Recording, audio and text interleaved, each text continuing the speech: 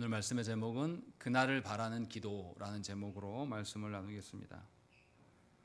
주님의 떠나가심으로 제자들은 큰 근심에 쌓이겠지만 주님은 그러한 제자들을 위해서 성령님을 보내주실 것이고, 성령께서 오셔서 예수께서 떠나가시고 죽고 부활하심으로 모든 죄악을 도말하시고 승천하셔서 성부께서 나아가 성부 우편에 앉으셔서 땅과 하늘의 모든 권세를 가지고 통치하게 될 것을 알게 하실 것을 말씀하셨습니다.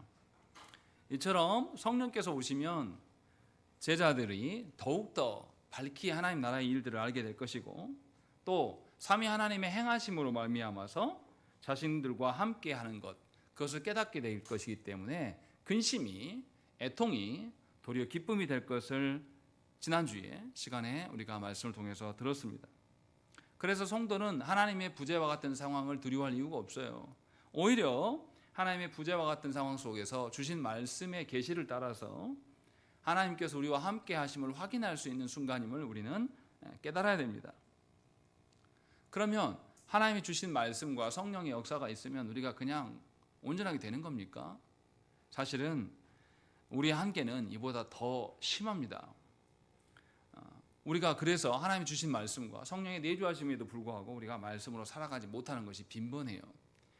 이러한 우리들의 어떠함을 잘 아시는 주님은 더 구체적인 방법을 우리에게 제시하십니다. 환난 가운데 담대할 수 있는 방편이 있다라는 것을 알려주시고 그것에 힘쓸 것을 오늘 본문에서 우리에게 말씀합니다. 이것을 우리가 잘 알아들으셔야지 하나님과 함께 살아가는 방편이 무엇인지를 알 수가 있습니다.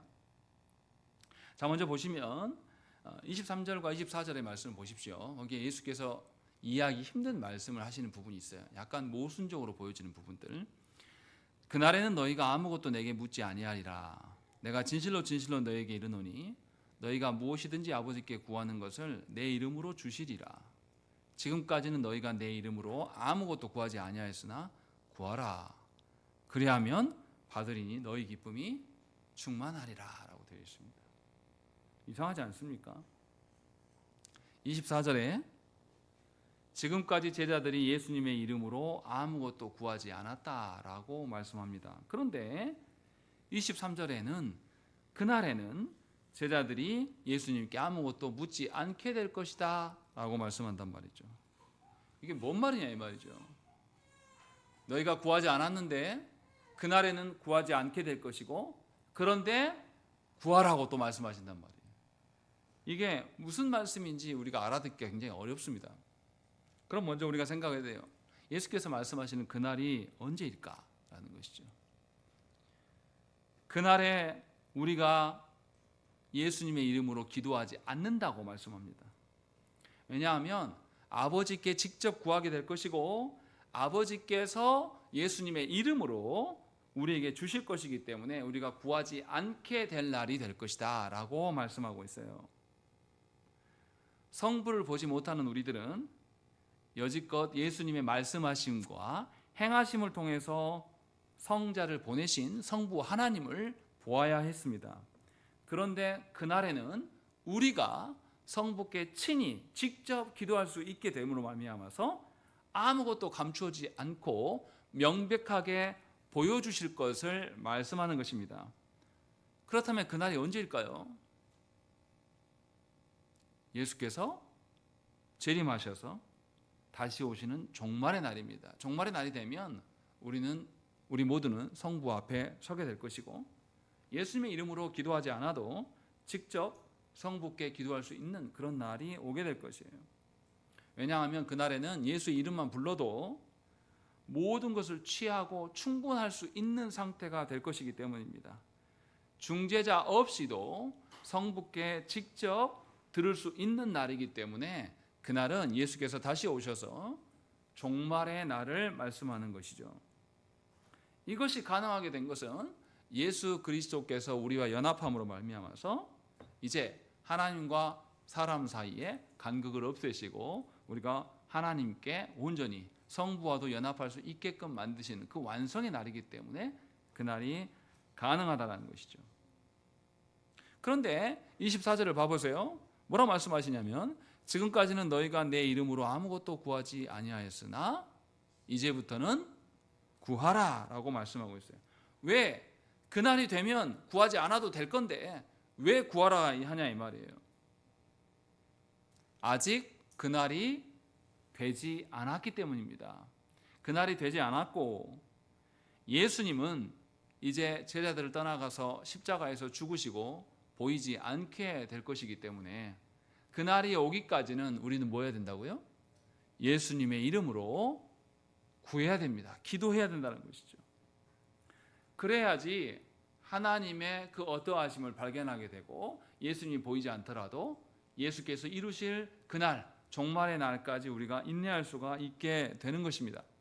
그래서 예수님은 성령께서 오셔서 말씀을 깨닫게 해주신 것만이 아니라 거기에 추가적으로 예수님의 이름으로 구하는 것이 하나님의 뜻과 다스리심을 명확하게 볼 수 있는 또 다른 장치임을 우리에게 말씀하고 있는 것입니다. 그러할 때 그날은 반드시 있게 되는 것이고 모든 역사가 그날 예수께서 다시 오실 그날을 향하여서 완성될 그날을 향하여서 흘러가고 있는 것을 발견할 수가 있게 되는 것이죠. 그러니 우리 구원의 확증은 기도함에 있습니다.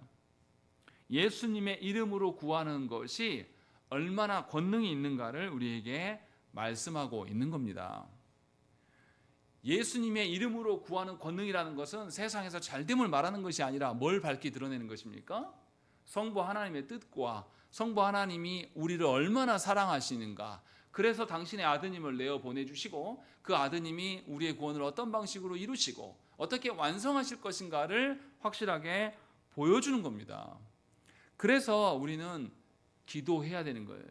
그냥 기도하는 게 아니라 예수님의 이름으로 기도함으로 예수께서 이루실 것들과 함께 동승하는 겁니다. 주께서 성취하고 바라는 것, 그것은 누구로부터 온 겁니까? 성부로부터 온 뜻이고 성부로부터 온 뜻을 우리도 바라고 구함으로 말미암아서 예수님의 사역에 편승해서 함께 갈 수 있는 구조가 뭐냐면 예수님의 이름으로 기도하는 것입니다. 그래서 예수님은 분명하게 기도할 때 이렇게 말씀하셨어요. 기도에 대한 부분을 지금 처음 말씀하신 게 아닙니다. 요한복음에서 앞전에서도 이야기를 하셨어요. 14장 13절 말씀을 한번 찾아보시죠. 요한복음 14장 13절 말씀 우리 함께 읽겠습니다. 시작.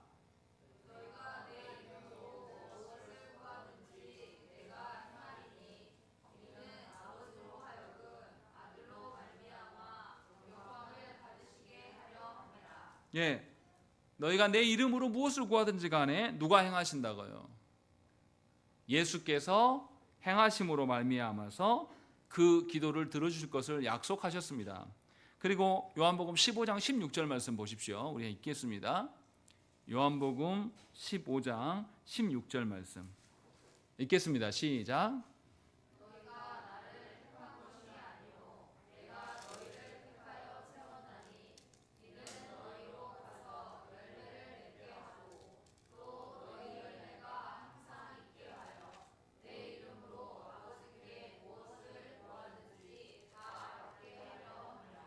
예, 분명하게 예수께서 예수님의 이름으로 구하게 될 때에 무엇이든지 종이 아니라 친구이기 때문에 성부께서 베푸시는 것을 이제 너희가 친히 받게 될 것들을 약속하셨습니다. 왜냐하면 예수께서 말씀하시는 것은 누구의 말씀입니까? 아버지의 말씀이에요. 예수께서 행하심은 누구의 행하심인 겁니까? 아버지의 행하심인 것이죠. 그래서 아버지와 아들의 권능이 같습니다. 동일한 거예요. 그래서 예수님의 이름으로 구하여도 아버지의 것이 너희에게 임하게 될 것이다 라는 것을 말씀하고 있는 겁니다. 그래서 우리는 예수님의 이름으로 기도해야 돼요. 그러면 우리는 성부 하나님의 어떠하심을 보게 될 것이고 성부 하나님의 어떠하심이 성자와 성령님에게 고스란히 드러나는 것, 그래서 삼위 하나님의 전체를 보게 될 것들을 말씀하고 있는 것이죠. 그리고 예수님은 그냥 우리에게 기도하라 라고만 명령하신 것이 아닙니다. 예수께서 우리에게 어떻게 기도해야 될 샘플을 친히 제시하신 것이 있습니다. 그게 뭡니까? 주기도문이에요. 마태와 누가는 이거를 기록을 합니다. 그런데 사도 요한은 이것을 기록하지 않아요. 오히려 사도 요한은 예수께서 성부 하나님께 기도하시는 것을 아주 상세히 기록해 놨습니다. 그게 어디 나오냐면 우리가 다음 주부터 볼 요한복음 17장에 온전히 드러납니다. 주기도문보다 더 긴 분량으로 성자께서 온전히 성부께 어떻게 기도하는가를 우리에게 잘 알려주시는 것, 꼼꼼히 수록해 놓은 것이 사도 요한의 입장입니다. 다시 말하면 예수님은 우리에게 기도할 수 있는 것을 명령만 하시는 것이 아니라 실제로 어떻게 기도해야 될 것들을 본인이 샘플로 보여주셔서 우리로 말미암아서 주께서 보이신 대로 기도하라고, 그래야 해서 우리의 일상에서 추구하고 성취되는 모든 일이 예수로부터 주어진 일, 다시 말하면 예수님도 성부로부터 받은 것이기 때문에 성부 하나님의 일들이 우리 안에 충만하기를 원하는 것이고, 우리의 일상이 예수님을 드러나는 삶으로 존재할 수밖에 없게끔 예수님의 이름으로 기도하라고 말씀하시는 것이에요. 그래야 해서 예수께서 다시 오실 그날까지 우리는 하나님 앞에서 예수 그리스도를 통하여서 드러난 성부 하나님의 것들을 소망하면서 그것을 바라고 살아가는 삶으로 흔적을 채워가라고 말씀하신 겁니다. 그래야 할 때에, 그날이 되었을 때에 하나님께서 우리의 기도의 흔적들을 보시고 우리를 기꺼이 존중하게 될 것들을 말씀하고 있는 거예요. 그래서 기도는 성도에게 있어서 필수적입니다. 기도가 되기 때문에 기도하는 것이 아니에요. 기도가 되지 않아도 우리는 예수님의 이름으로 구함으로 말미암아서 성부 하나님의 어떠하심을 우리의 삶에 도입하는 겁니다. 그래서 내가 성부와 성자와 성령 하나님 가운데 존재하는구나라고 확인할 수 있는 강력한 것이 예수님의 이름으로 기도하는 것임을 성경은 우리에게 권면하고 있는 것입니다. 여러분들은 하나님께서 명령한 기도에 대해서 어떻게 대하고 있습니까? 여러분이 하는 기도가 어떤 방식인지 생각을 해봐야 돼요. 왜 예수님의 이름으로 기도해야 되는가? 예수님의 이름으로 기도하라는 것은 부적처럼 예수님의 이름을 가져오라는 뜻이 아닙니다. 앞에서 쭉 말씀했지만 예수님이 하신 말씀은 성부 하나님의 말씀이에요. 예수께서 행하심으로 드러내신 것은 누구의 뜻입니까? 성부 하나님의 뜻이란 말이죠. 그러면 예수님의 이름으로 기도함으로 우리는 누구에게 그 기도가 갑니까? 성부 하나님께 가요. 그럼 우리 어떤 기도를 하나님께 올려드려야 되겠습니까? 예수께서 말씀하여 주시고 예수께서 행하심으로 보여준 드러난 성부 하나님의 뜻을 기도해야 되는 것입니다. 성부 하나님의 뜻이 우리 안에 구현되기를 소망함으로 간구한다면 우리의 삶의 모든 영역에서는 삼위 하나님의 역사로 점철될 거예요. 삼위 하나님의 역사하심으로 우리는 충만하게 될 것을 말씀하여, 그러면 삼위 하나님이 보이지 않아도 우리는 헷갈리지 않습니다. 삼위 하나님이 우리의 원하는 방식으로 존재하지 않으셔도 하나님의 존재하시는 그 방식을 말씀과 기도로서 확증할 수가 있는 겁니다. 이것은 예수께서 친히 우리에게 하신 말씀이에요. 예수께서 떠나가시면서 우리에게 주신 강력한 말씀이라는 것이죠. 그런데도 기도하지 않는다면, 그런데도 예수님의 이름으로 기도하지 않는다면, 그런데도 예수께서 말씀하시고 행하여 보여주신 그 뜻대로 기도하지 않는다면 저와 여러분들에게는 소망이 없는 겁니다. 어쩌면 그래서 조국교회에 많은 성도들이 세속화되어 있는지도 모르겠어요.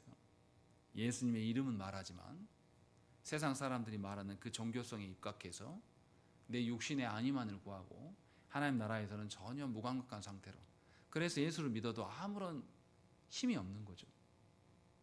아무런 권능이 없는 거예요.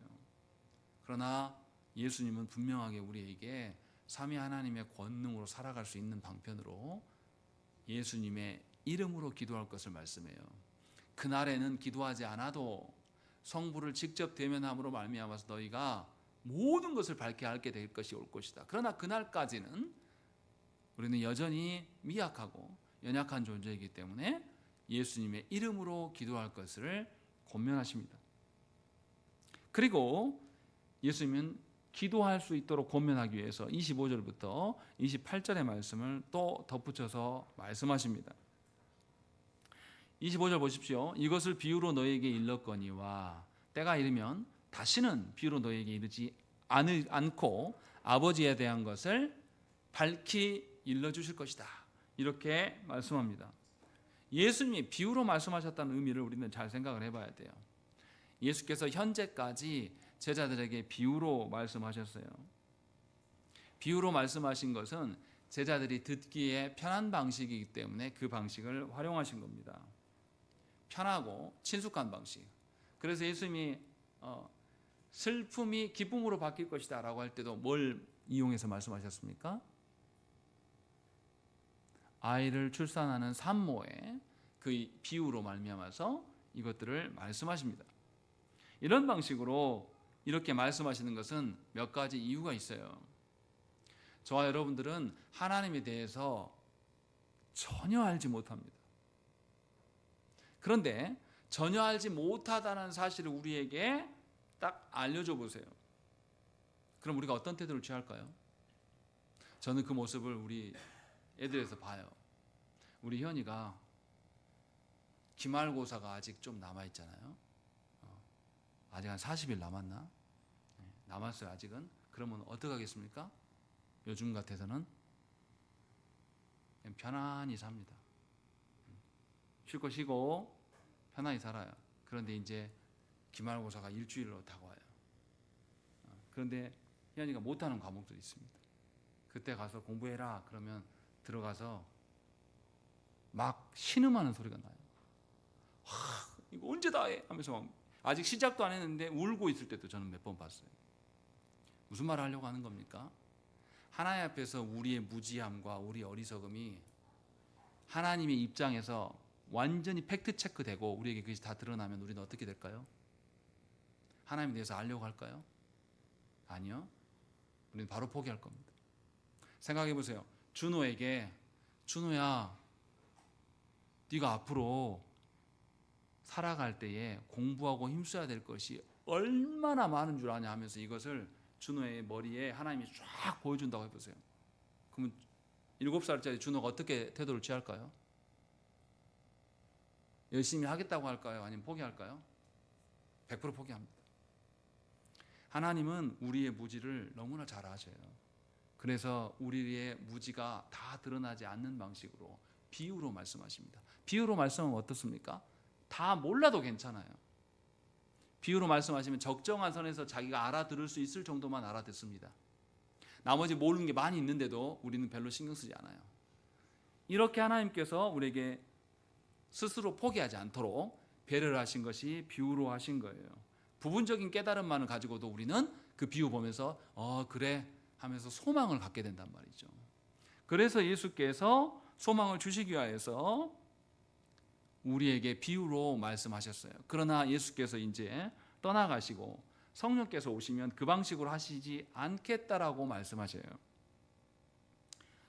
하나님은, 예수님은 이처럼 우리의 우매함과 우리의 무지함을 적정한 선에서 용인해 주십니다.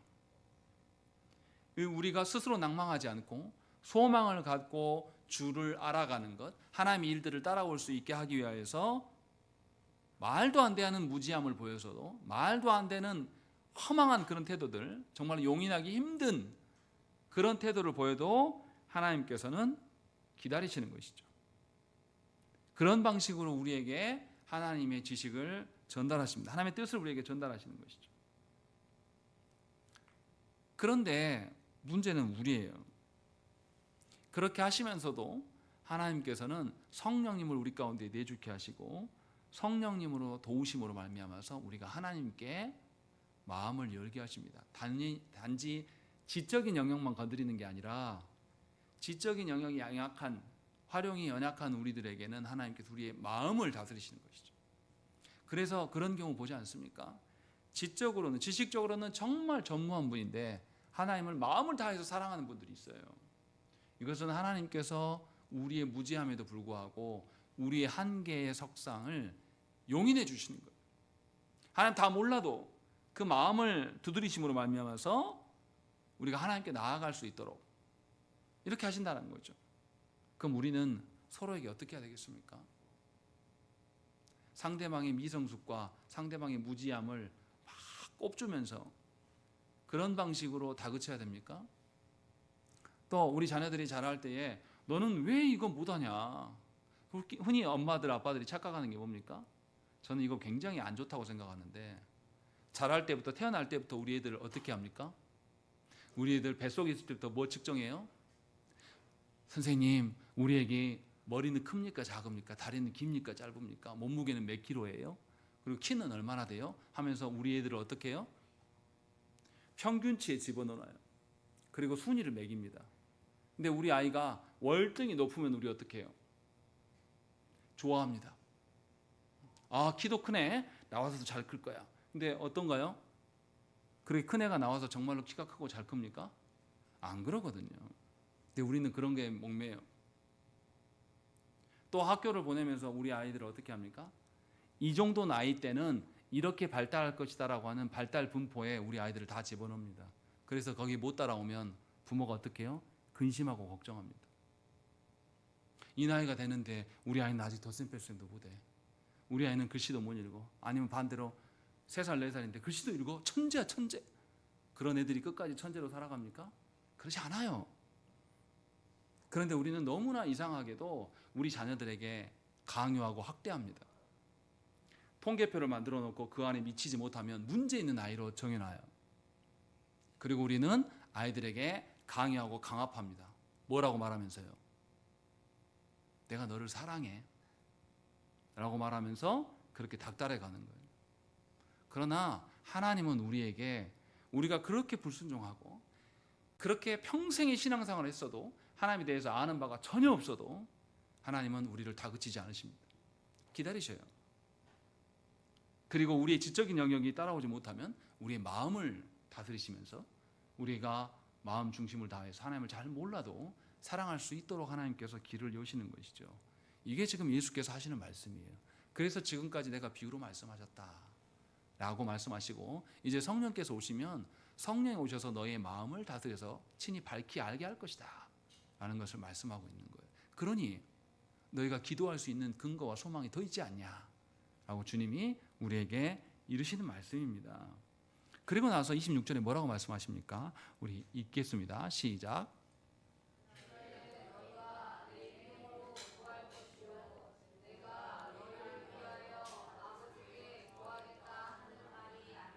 예, 예수님 분명하게 말씀해요. 26절에 뭐라고 하십니까? 누구 보고 기도하라는 거예요? 그날에 너희가 내 이름으로 구할 것이요, 누구는 기도하지 않는다. 내가 너희를 위하여 아버지께 구하겠다는 말이 아니다라는 거죠. 이전까지 예수께서 아버지께 대신하여서 기도하셨지만 이제는 그런 방식으로 하지 않겠다라는 거죠. 누가 기도해야 돼요? 너희가 직접 예수님의 이름으로 기도해야 될 것들을 말씀하고 있어요.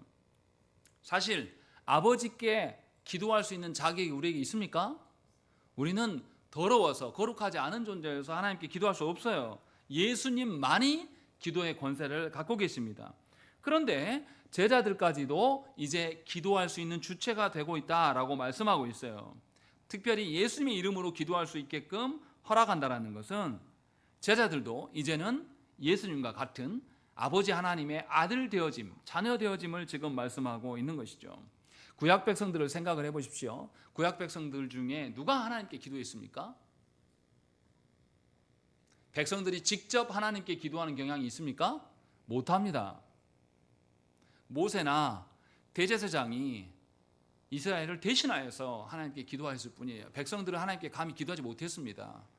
그래서 자기의 기도를 공동체적으로 대제사장이 대신해 주기를 바랬어요.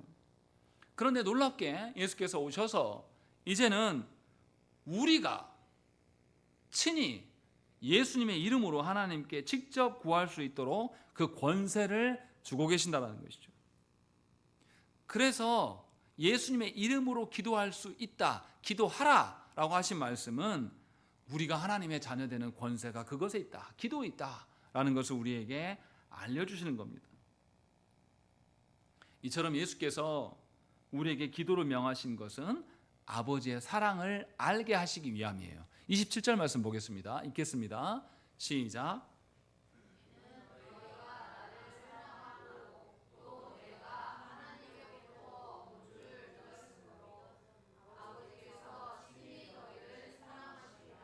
예, 예수님의 이름으로 기도하라고 하신 것은 아버지의 사랑을 알게 하심이라고 27절에 말씀해요. 그런데 거기에 단계가 있습니다.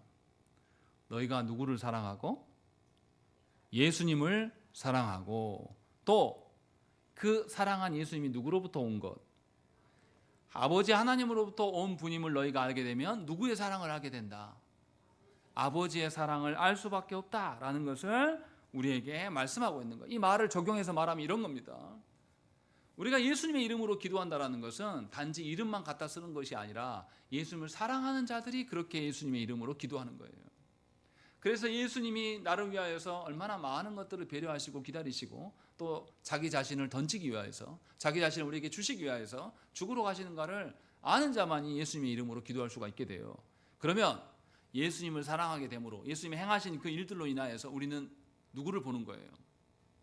예수님을 보는 것이기도 하지만 궁극적으로 예수님을 보내신 성부 하나님을 보게 되는 것입니다. 그래서 하나님의 사랑 가운데 거할 수 있다라고 말씀하고 있어요. 그래서 우리의 기도는 세상의 어떠한 것을 구할 수가 없는 것입니다. 예수께서 아버지로부터 어떠한 사명으로 이 땅에 오셨고 그 사명대로 주께서 모든 것을 이루시기 위하여서 이 땅에서 순종하셨어요. 이것을 아는 사람이라면, 예수님을 사랑한다면 이것을 알 수밖에 없는 것이고, 예수님의 행하심과 말씀을 통하여서 예수님이 무엇을 목적하는가를 안다면 우리는 삼위 하나님을 향하여서 성부 하나님을 향한 기도를 할 때 하나님의 행하심과 하나님의 말씀하심을 근거로 하나님께 기도할 수밖에 없다는 것입니다. 이것이 자녀됨의 특권이라고 주님은 말씀하고 있는 거예요. 그래서 생각을 해보십시오. 하나님의 뜻대로 기도하지 않는 자들의 특성을 한번 봐보세요. 하나님의 뜻이 아니라 자신의 욕망을 위해서 기도하는 분들의 특징이 어떻습니까? 뉴스에서 보잖아요. 정광훈이나 소년보를 따르는 무리들 어떻습니까? 폭력적이에요. 자기하고 뜻이 맞지 않으면 어떻게 합니까? 바로 폭력적으로 가합니다. 상대방을 힘으로라도 누르려고 합니다. 이기적입니다. 누구 말도 전혀 듣지 않아요. 다시 말하면 하나님을 향하여서도 하나님께서 우리에게 하나님의 사랑을 확증하기 위해서 예수 그리스도를 보내시고 성령님으로 예수님이 하신 말씀을 깨닫게 하시고 적용해 하시는 그 하나님을 사랑하여서 하나님의 것을 같이 구하는 기도하는 자라면 나의 것을 구하는 게 아니라 하나님의 뜻대로 나를 내던지는 방식으로 살아간단 말이죠. 근데 그게 아니고 하나님의 이름을, 예수님의 이름 가지고 기도한다고 말한다고 하면서 예수님을 전혀 사랑하지 않아요. 그래서 예수의 말씀도 관심도 없고 예수께서 행하신 일들도 무슨 의미인지 별로 관심이 없어요. 자기 욕망 따라서 기도하는 사람들은 자기가 하나님이에요.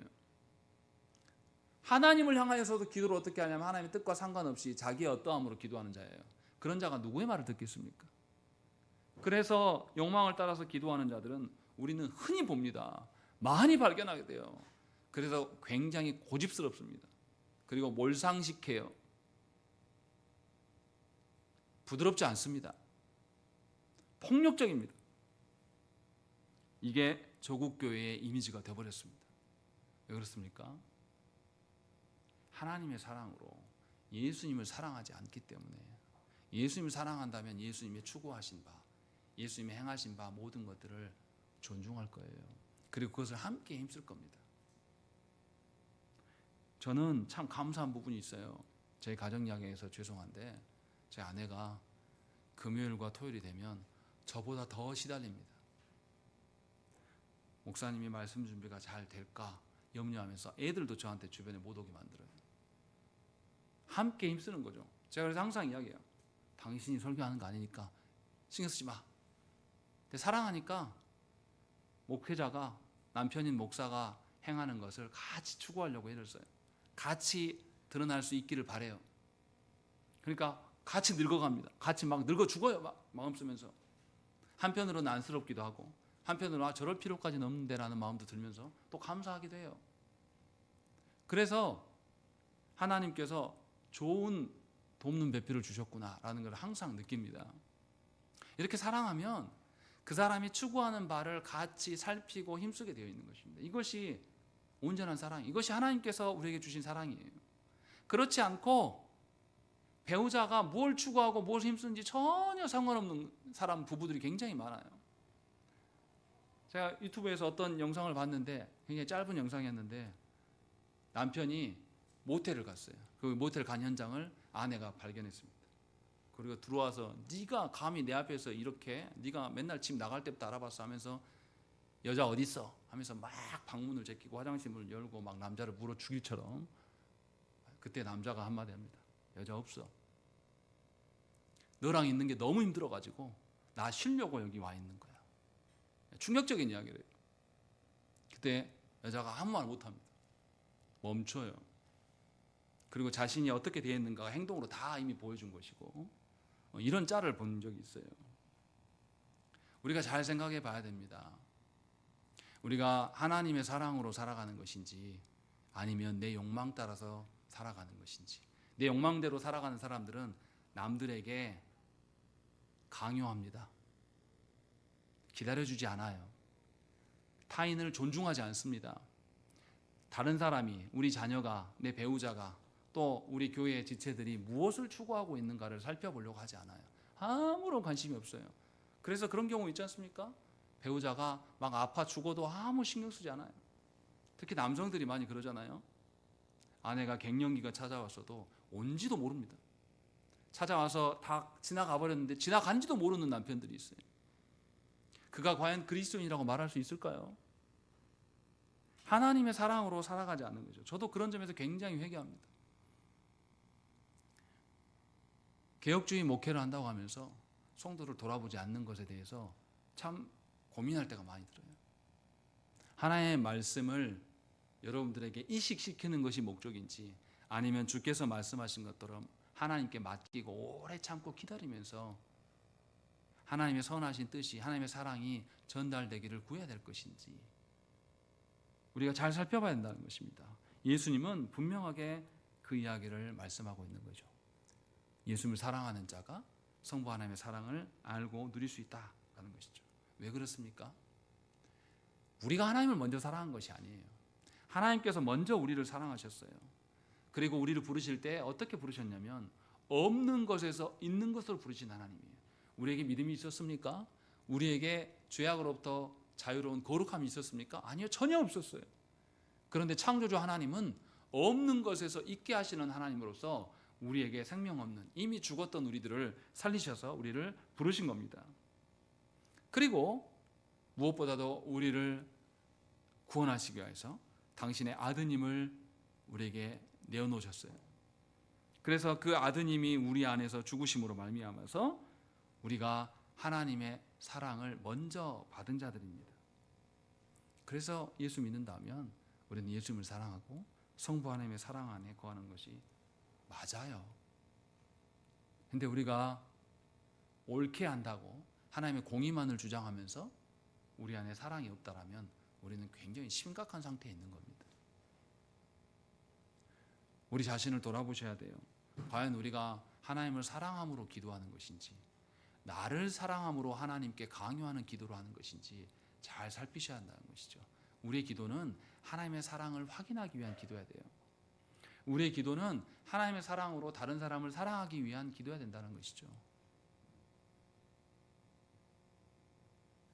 내가 가정 안에서 어떻게 배우자를, 어떻게 자녀들을 대하고 있는지 잘 돌아보십시오. 그거 하나하나 말하는 것, 대하는 태도 모두가 성부 하나님에 대한 사랑의 반영이어야 돼요. 그렇지 않는다면 여러분들은 기도하지 않는 자입니다. 기도하지 않는다는 것은 하나님의 사랑으로 사는 것도 절대 아닙니다. 그냥 인간적인 방식으로 나 편하려고 내 중심으로 살아가는 것이죠. 이것은 욕망 따라 살아가는 사람들의 특징이라고 분명하게 말씀하는 것이죠. 분명히 하나님은 창조의 그 기적으로 또 부활의 그 능력으로 우리를 사랑하시고 우리를 부르셨습니다. 그러면 우리 안에는 하나님의 온전한 사랑과 그 사랑에 근거한 하나님을 신뢰하는 믿음이 있어야 되는 것이 정상입니다. 기도하지 않을 때 우리는 하나님을 사랑할 수 없습니다. 기도하지 않는 자가 하나님의 그 능력 안에 살 리도 없어요. 분명히 예수님은 이런 방식으로 내가 너희를 위하여서 기도함이 아니라 이제는 너희가 내 이름으로 하나님께 기도할 때가 되었다라는 것을 우리에게 일러주십니다. 그리고 28절에 뭐라고 합니까? 내가 아버지에게서 나와 세상에 왔고 다시 세상을 떠나 아버지께로 가노라 라고 말씀하는 거죠. 예수님의 오고 가심의 그 방식이 어떤 방식이라고 말씀하는 거죠? 모두 다 능동적으로 적극적으로 성부 하나님의 뜻대로 이루기를 소망하여서 오고 가는 것도 성부 하나님을 향해 있다라고 분명하게 말씀하시는 거예요. 예수께서 우리에게 보이신 그 성부 하나님의 뜻과 계획을 보이신 것은 성부 하나님을 사랑하기 때문에 드러나는 방식이에요. 다시 말하면 우리의 기도는 적극적으로 성부 하나님을 사랑하기 위한 방편으로서의 기도가 되어야 되는 것이죠. 이것이 예수님의 이름으로 기도하는 것이다 라는 것을 우리에게 명령하고 있는 겁니다. 예수께서 오시는 것은 죽으러 오셨어요. 또 예수께서 가심은 성부 하나님께서 주시는 그 권위를 갖고 그 권세를 가지고 하늘과 땅을 성부 하나님의 뜻대로 통치하시기 위해서 가시는 방식이에요. 다시 말하면 예수님은 적극적으로 능동적으로 성부 하나님의 뜻을 이루기 위하여서 모든 것을 시행하시는 것이죠. 내가 이렇게 한 자인데 내 이름으로 기도하는 너희들은 어떻게 해야 되겠는가 라는 것을 우리에게 독려하는 것이 주의 말씀입니다. 그러니 우리의 기도하지 않음과 우리의 기도하는 그 목적과 뜻에 있어서 무엇인지를 여러분들이 잘 살펴야 됩니다. 기도하지 않는 자라면 심각하게 고민해 봐야 돼요. 기도한다고 해서 안정을 취해서 안 됩니다. 여러분의 기도의 목적이 어디에 있는지를 잘 보시라는 것이죠. 그리고 예수님의 가르침에 대해서 제자들의 반응이 나옵니다. 29절과 30절에 우리 읽겠습니다. 시작.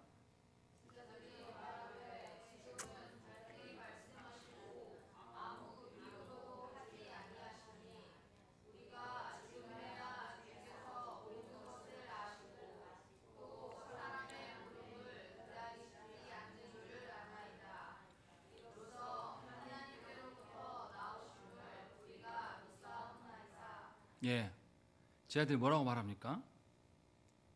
예수님의 말씀을 잘 알아듣고 예수께서 모든 것을 알고 계신다라는 것을 말씀해요. 근데 한 가지 이상한 말씀이에요.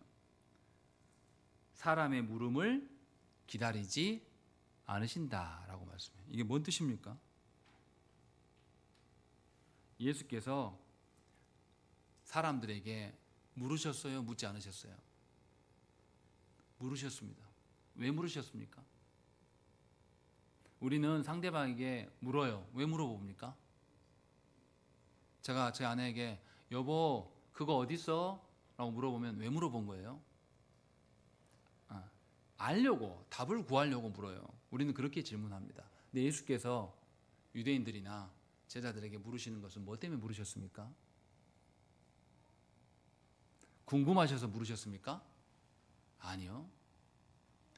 질문하심으로 말미암아서 우리를 깨닫게 하시려고 주님은 물으셨어요. 제자들이 지금 그 이야기를 하고 있는 거죠. 예수님은 모든 것을 다 아셔요. 그런데도 제자들이 하나님의 온전하신 것을 깨닫게 하시기 위해서 질문으로 유도하시면서 질문하셨다는 것이죠. 그러나 제자들은 이제는 그렇게 하시지 않을 것을 알고 있습니다. 왜냐하면 성령께서 오시고 성령께서 오신 이후로부터는 제자들이 친히 하나님께 물을 수 있게 된 것이죠. 그래서 이렇게 말씀하심을 우리가 압니다 라고 제자들이 고백을 해요. 그런데 정말 제자들이 알았을까요?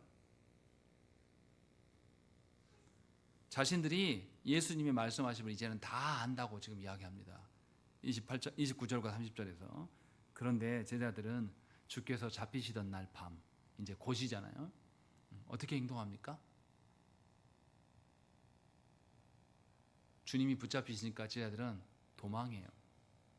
그리고 주님의 죽으심 앞에서 다 예수님을 부인하고 또 어떤 자는 저주까지 합니다. 그래서 아무도 없어요. 사도 바울도 그 이야기를 합니다. 고린도전서에서 제자들이 다 떠나버렸다라는 이야기를.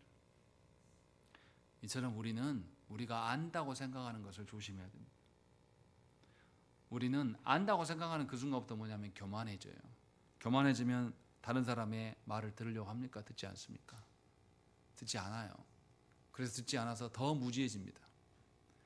다시요. 우리가 안다고 생각하면 나 이 정도면 됐어 라고 안다고 생각하면 교만해지고, 교만한 사람은 누구에게도 듣지 않습니다.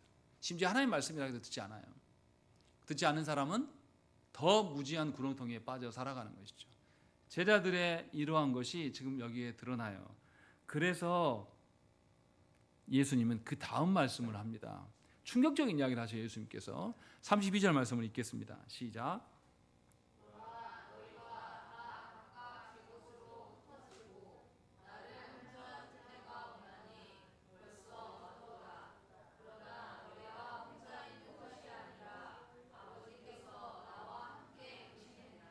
예수님의 여법을 잘 보세요. 대화하는 방식을. 제자들이 예수님이 이제 비유로 말씀하시고 직접 말씀하시니까 저희가 알겠습니다, 이제 알 것 같아요 라고 했어요. 그럼 우리는 보통 이렇게 되면, 상대방이 이렇게 말하면 뭐라고 대답합니까? 그러지, 알겠지, 잘하고 있어. 우리는 보통 이렇게 말해요. 근데 예수님은 그렇게 말씀하지 않습니다. 예수님은 제자들의 상태를 누구보다 잘 아셔요. 아까 제자들이 말한 것처럼 예수님의 질문은 우리와 의도가 달라요. 그런 예수님이 제자들의 불순종한 것들을 폭로하십니다. 왜 이렇게 하십니까? 왜 이렇게 하셔요? 제자들이 예수님의 말씀을 듣고 우리 이제 알겠습니다, 알아요 라고 한 사람들이 예수님 이름으로 기도를 할까요? 안 할까요? 하지 않아요. 우리는 안다고 생각하는 그 순간에 사실은 모르고 있는 겁니다. 내가 안다고 생각함으로 말미암아서 내가 알지 못하는 영역까지도 관심이 없어져요. 우리가 하나님을 안다라고 말하는 것에 있어서 하나님의 전부를 아는 게 아니거든요. 하나님의 극히 일부분을 아는 것뿐입니다. 그래서 교회 안에 잘 봐보세요. 자기가 신앙이 좋고 자기가 교회에서 선생 노릇하는 사람들의 특징을 봐보세요. 하나님의 뜻대로 삽니까? 아니요. 그 교만함으로 인해서 더 경솔하게 살아갑니다. 오히려 무지함을 드러내요. 오히려 그런 사람들이 교회를 찢어내요. 예수님 지금 그 이야기를 하고 있는 거죠. 네가 안다고 생각하는 그 순간에 사실은 너는 더 무지로 갈 수밖에 없다. 그래서 주님이 경고하시는 거예요. 그래서 너희가 나를 배반할 거다 라고 일러주시는 거예요. 이 말씀 뭡니까? 너희에게 하나님께 간구함이 필요하다는 거예요? 필요하지 않다는 거예요? 필요하다는 겁니다. 너네가 안다고 해서 끝나는 것이 아니다. 너희가 안다고 생각하는 그것이 더 무지한 일이고, 그래서 하나님께 물어야 된다. 왜요?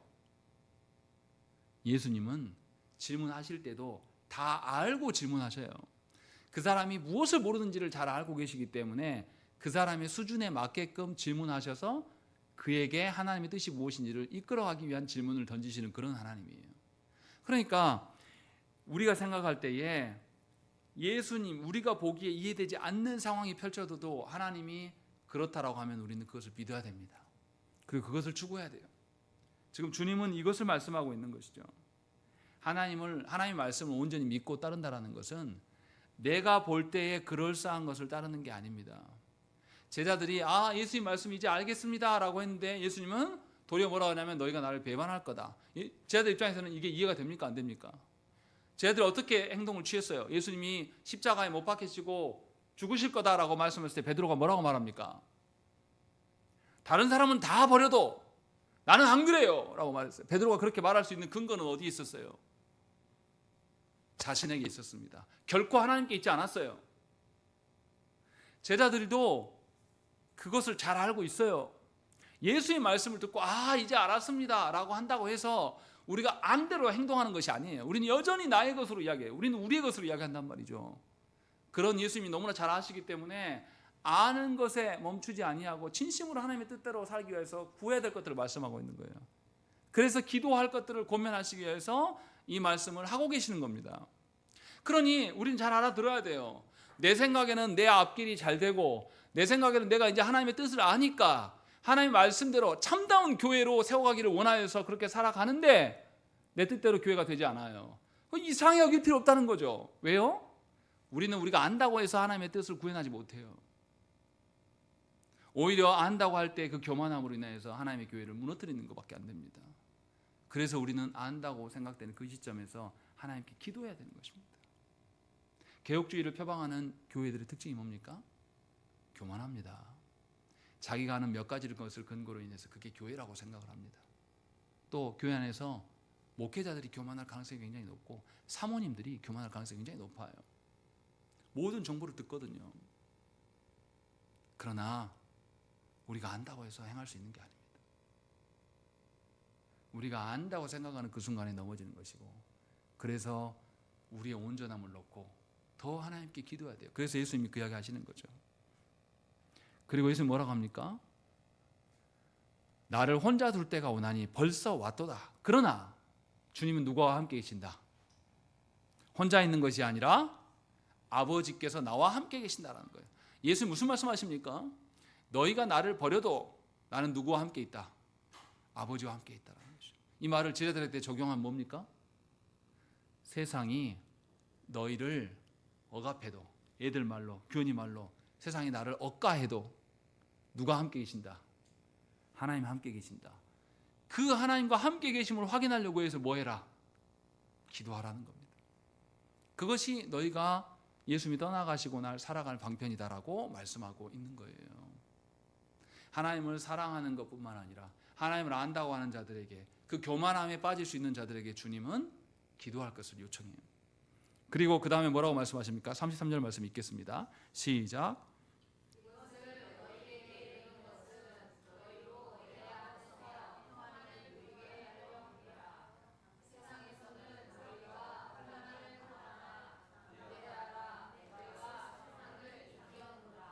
예수님 분명하게 말씀하는 거죠. 너희로 예수님의 이름으로 기도해야 될 것을 말씀하신 것은 평안을 누리게 합니다 라고 말해요. 세상에서 말하는 평안은 언제 옵니까? 세상에서 말하는 평안이, 화평이, 평화가 언제 와요? 아니, 여러분들 미국 이번에 에이펙에서 미국 대통령하고 우리나라 대통령하고 협의해가지고 막 협상했잖아요. 그래가지고 우리가 얻어낸 게 있잖아요. 야, 우리는 이제 핵 추진 잠수함도 만들 수 있게 될 것이고, 관세도 어느 정도 정리를 했고, 3,500만 달러 한꺼번에 주는 게 아니라 1,500은 나중에 배로, 그 중에서 해년마다 200억 달러인가요? 아무튼 200만 달러씩 주기로 이렇게 정리했잖아요. 그런다고 해서 문제가 없습니까? 그렇게 한다고 해서 평화가 옵니까? 근데 세상은 항상 그런 식으로 말해요. 우리에게 두려움이 없어지고 우리에게 위협이 이게 없어지면 평화가 올 것이라고 세상은 우리에게 부추깁니다. 그런데 하나님은 우리에게 어쩔 때 평안을 주신다고 말씀하냐면 죄가 없을 때 평안이 있다고 말씀하시는 거예요. 우리는 예수로 구원받았지만 여전히 죄가 있고 죄를 추구하는 자들입니다. 그래서 그리스도 안에 있어야 되고 성부 하나님 안에 있어야 됩니다. 그럴 때 우리에게 진정한 평안이 있는 겁니다. 그래서 예수님의 이름으로 기도하라고 말씀하고 있는 거예요. 내 삶에 문제거리가 없고 나를 위협하는 존재가 사라지고 나를 두렵게 하는 것이 없다고 해서 편안하게 늘어지면 여러분들은 하나님의 사랑 안에서, 하나님 안에서 평안을 누리며 사는 것이 아닙니다. 잘 생각하셔야 돼요. 우리 산모가 있으니까 생각을 해보십시오. 우리 다빈이 하빈이가 어떻게 왔습니까? 쌍둥이인데도 불구하고 태아가 하나밖에 없었어요. 그때 막 기도했어요. 근데 아무 문제 없이 잘 낳았습니다. 이제 잘 크고 있구만 해서 지금 기도하지 않아요. 그러면 평안이 없습니다. 저 가정 안에는. 이기심만 난무할 수밖에 없는 거예요. 여전히 우리는 하나님의 도우심 없으면 살 수가 없어요. 여전히 우리는 하나님의 어떠하심 가운데 있어야 되는 것입니다. 그것이 하나님이 주시는 평안으로 살아가는 방식이에요. 하나님이 한순간이라도 우리에게 그 평안을 끊어버리시면 우리 어떻습니까? 우린 바로 사람 노릇도 못합니다. 그래서 그런 많이 보잖아요. 그렇게 신실했던 목회자가, 그렇게 신실했던 교회의 직분자가 말도 안 되는 타락의 상황들, 여자 문제, 돈 문제, 명예 욕심, 말도 안 돼. 정말 어떻게 저렇게까지 저 사람이 저럴 수 있지? 라고 하는 거 우리 많이 보지 않습니까? 왜 그렇습니까? 우리는 다 죄인이에요. 한순간이라도 하나님의 도우심이 없으면 우리는 사람 새끼도 아닙니다. 우리는 짐승이 될 겁니다. 그래서 주님이 제자들이 알아듣겠다고 하는 그 상황 속에서도 주님은 그들이 배신할 것들을 말씀하시고, 그래서 너희에게 지속적으로 하나님의 도우심이 필요하고 기도할 것들, 평안을 위하여서 구해야 될 것들을 지금 우리에게 권면하고 있는 것입니다. 여러분들의 삶은 어떻습니까? 여러분들의 삶에 요즘에 아무 문제 없고, 여러분 삶에 아무 어려움이 없고, 두려움이 없어서 그냥 편안하게 살아가십니까?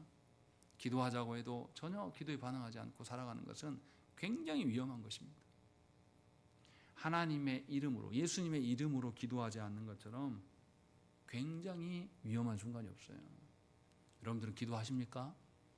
기도하시기 위해서 부단히 애쓰고 힘쓰십니까? 기도는 시간이 남아서 기도가 잘 될 때 기도하는 것이 아니에요. 우리는 원래부터 하나님의 평안 가운데 거할 수 없는 존재이기 때문에 그런 우리들에게 성부 하나님께 기도할 수 있도록 예수께서 죽음을 불사하시면서 그 길을 열어놓으셨어요. 그리고 기도하라고 하신 겁니다. 그럼 우리 어떻게 해야 됩니까? 기도하는데 힘써야 돼요. 그냥 힘쓰는 게 아니라 주께서 열어놓으신 그 길을 향하여서 성부께 나아가는 일에 대해서 우리는 주께서 그런 것처럼 죽음을 불사하고 기도해야 됩니다. 그러할 때에 영혼이 살고 가정이 살고 교회가 사는 겁니다. 그래서 우리의 선배들은 그렇게 기도에 매진한 겁니다. 지식이 없었던 교회였지만, 무지하였지만 기도하는 일에 특화된 교회가 한국교회예요. 그것을 우리는 다시금 되살려야 됩니다. 우리의 신앙 선배들이 지적으로 뛰어나지 않고 개혁신학이 별로 없었고 그랬지만 하나님께 계속 기도하였기 때문에 교회가 존속된 겁니다. 과연 우리는 우리의 후손들에게 뭘 물려주겠습니까? 타락해버린 대로 타락해버린 욕망을 부르짖는 그런 교회를 물려줘서는 안 됩니다. 진실로 그날을 바라는 기도가 저와 여러분들 가운데 있어야 돼요. 예수께서 다시 오실 때에 누가 진짜로 살아왔는지 여실히 드러날 것입니다. 그날 그렇게 드러남은 바로 이 순간부터 우리가 무엇을 추구하는 거에 달려있는 겁니다. 오늘 하루를 사시면서 또 내일을 살아가시면서 하루하루가 그리스도를 사랑함으로 성부 하나님의 것을 구하고 예수님의 이름으로 기도하는 그런 역사가 있기를 간절히 축원합니다. 함께 기도하겠습니다.